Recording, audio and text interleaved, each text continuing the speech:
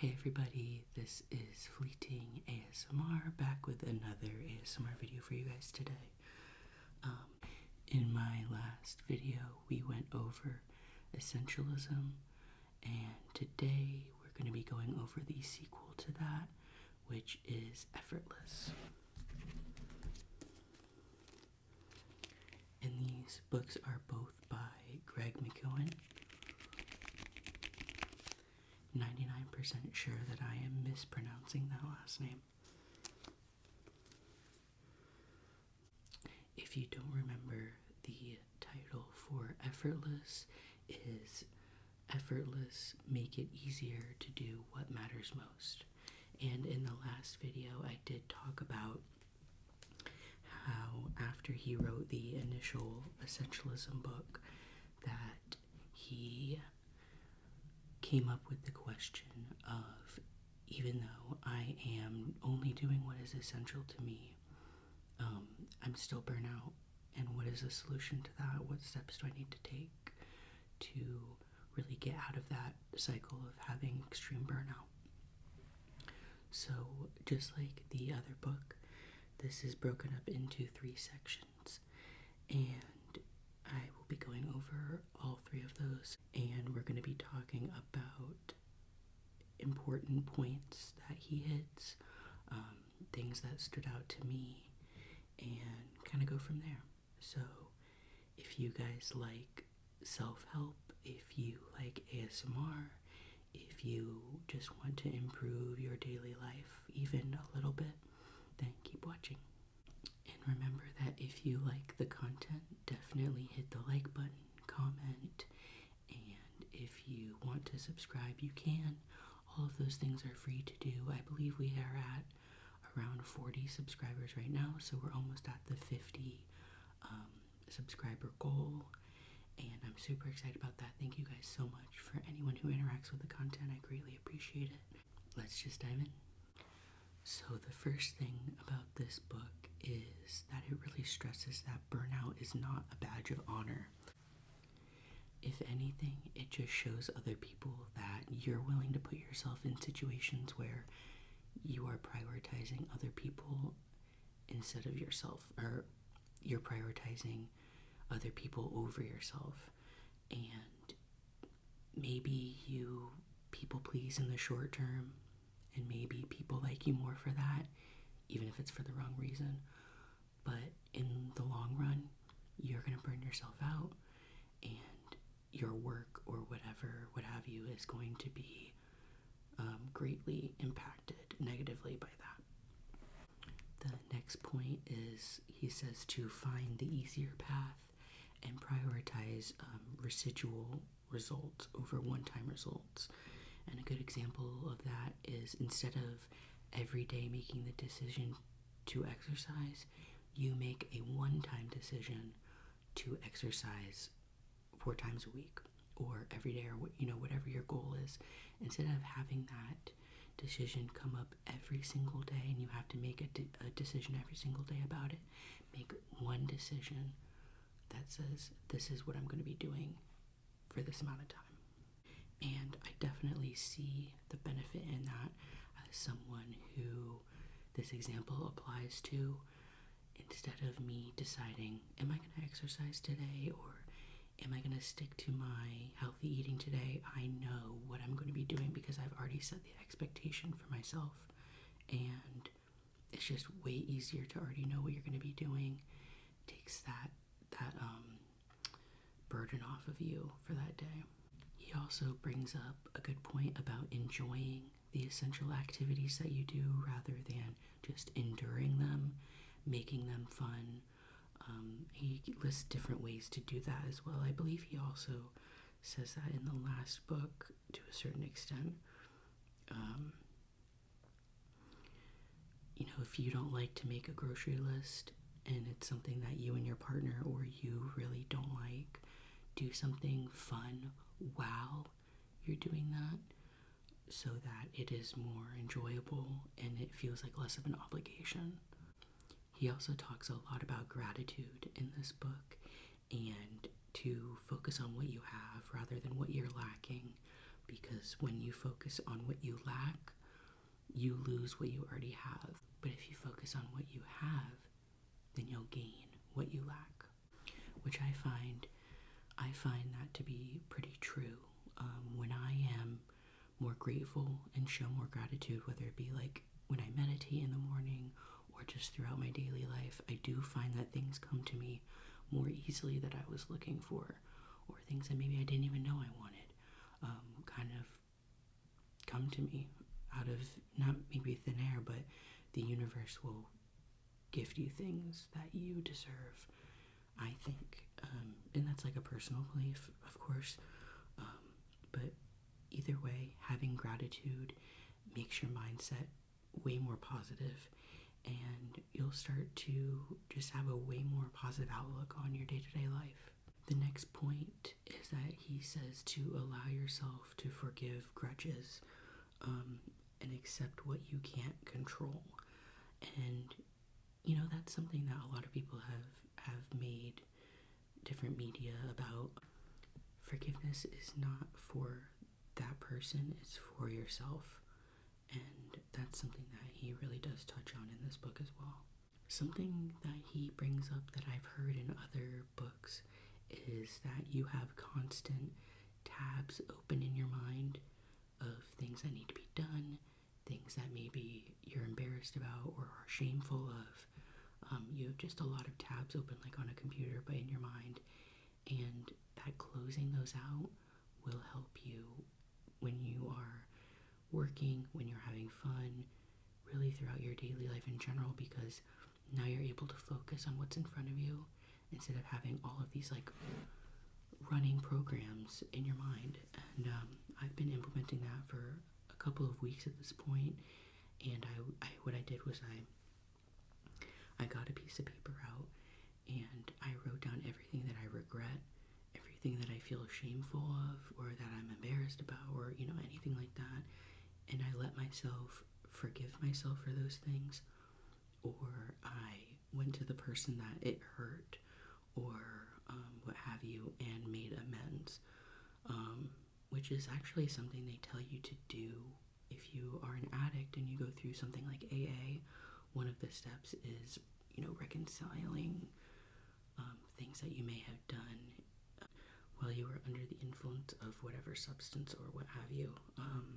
And I definitely think that goes along with the forgiveness, clearing up your mental capacity so that your bandwidth is able to handle a lot more other important things in your life. Kind of going back to the having fun doing the essential things, he talks about maybe listening to your favorite podcast while you're working out is a way to, that's just one example, but that's a way to pair something fun with something that's essential in your own life, and it kind of motivates you to want to do that essential thing more if you only allow yourself to do that fun task while you're doing the essential task. And I do think that really helps. I'm someone who has my headphones in a big portion of the day, which, good or bad, whatever, but I find that it helps me to do my yard work outside, or when I'm doing the dishes or doing the laundry. Like, a lot of things I pair with having something on in my headphones, and it makes it just so much easier. He also brings up procrastination in this book, which I am someone who definitely procrastinates, and he talks about taking the smallest and first possible step, even if it is very, very, very small, like a micro step, so that you do feel accomplished and things start to move in the right direction. Maybe it motivates you to do the next one and the next one. So there's definitely a lot of good in this first section, and that is the end of the first section. In the beginning of the second section, he talks about deciding what complete means to you. So maybe you say, I want to clean the house today. Well, what does that look like? What are your own expectations for that? Is it really you're going to deep clean every room in the whole house in one day? That's not super realistic. You'll get a certain percentage of the way done, and then you'll be tired and you'll feel kind of crappy about yourself for not completing that whole task. So maybe you break it up into smaller things. So maybe complete looks like I vacuumed the whole house, I dusted all the surfaces, and whatever that looks like to you in that moment for that situation. But to stop really putting these really high expectations on ourselves, that inevitably we do fail at something and we feel bad. And that goes kind of hand in hand with this one here, which is that not everything requires that you go the extra mile. In school, I was definitely someone who went the extra mile for everything that I possibly could. I think a lot of it was me wanting to get praise, which maybe sounds bad, but as a kid, that's kind of what you look for. At least, for me and a lot of the people that I hung out with, and it wasn't required, and we still did it anyway, and maybe it got us momentary praise, but you expend a lot more energy when you're doing more than what's required. He also talks about failing as often as you can in the beginning of something. Let's say you pick up a new hobby, failing as often as you can and as cheaply as you can really helps you gain a better understanding of that thing, and it does help you grow. I don't care what you say, no matter what hobby you have or what passion you have, you made a lot of mistakes in the beginning. That helped you get to where you are now. And to do that cheaply, and when he says cheaply, he was kind of in this section talking more about business, or more about money rather, when his kids, I think he did reference a story about when his kids were little and they would get an allowance and they would allow them to, buy whatever they wanted to with their money, and over time you start to understand what's important to you as a child with, this new thing of money and being able to buy things for yourself, and you start changing your priorities up. And so making as many mistakes as you can in the beginning without the most loss is very important. Protecting your progress from your inner critic is very important. As someone who is highly critical of themselves, and I know a lot of you probably are also, if you make a small step towards progress, your inner critic will pick that apart until you don't even feel like you really accomplished anything anymore. And he definitely makes the case that you need to celebrate those small wins, and you need to silence your inner critic when it comes to these things, because your inner critic definitely has its use, but when your inner critic starts to pick apart everything you're doing and make it so that it doesn't even feel like you accomplish anything, that's when it becomes a problem. And remember that when progressing towards an accomplishment, slow is smooth and smooth is fast. So maybe you start off slow, but you're able to identify the hurdles that could happen and the things that could delay you, and you're able to fix those things before they become a real problem, and in that way you become faster. That's the end of the second section, so this is going to be the beginning of the third. So, creating your lowest bottom and highest upper. Another way to say that is, I will never do less than X, and I will never do more than Y. And to use the exercise hypothetical again, I will never work out or exercise less than 3 days a week, but I will never do it more than 5. That way you have kind of a range that's comfortable, and if you don't meet that upper, you know that you've met the lower, if that makes sense, and you will feel a sense of accomplishment for that, and it'll keep you from getting burnt out. You don't have to work out 7 days a week to achieve your goal. You know that if I just follow the plan I laid out, then I'll get there. And it's also very important to learn the best of what others have already learned. So for someone who's really into physics or another one of those sciences, you don't start out from square one. You start out learning what those great people in those fields had, maybe at the end of their lives. You're not starting from square one. You're starting at whatever their last square was. And in that way, you're already ahead. Something that I've really taken and used in my own life is to automate as many essential tasks as possible through things like checklists. I use a daily checklist. I use Notion. I know a lot of people that use Notion and they really enjoy it. I think I got a Notion template off of probably just Google. I think it was just Google. And I know what I need to do during the day, and as I do those things, I check them off. So I never feel like I'm like floating in the ether, unsure of what to do next. And it's a little bit of like a hit of dopamine, honestly, every time you check something off that you've accomplished. And as you do that more, it starts to become a habit, and then you don't have to really think about it anymore. Something that this author uses in this last section is to seek simple actions today that prevent complications tomorrow. And also that you should measure twice and cut once. So instead of making the mistake by not double checking yourself, double, triple, quadruple check yourself, and then, make the cut in that hypothetical. It's better for you to wait on something and double, triple check your work than it is for you to just submit something and part of it is wrong or what have you. And this last point that I'm going to talk about is you have the power to choose what you do now regardless of past experiences and trauma. And that's not to discount past experiences or trauma. It's really just saying, those things happened. Where do we go from here?